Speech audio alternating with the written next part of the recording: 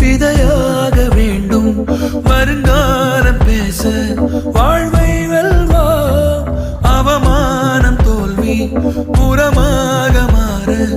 அடையா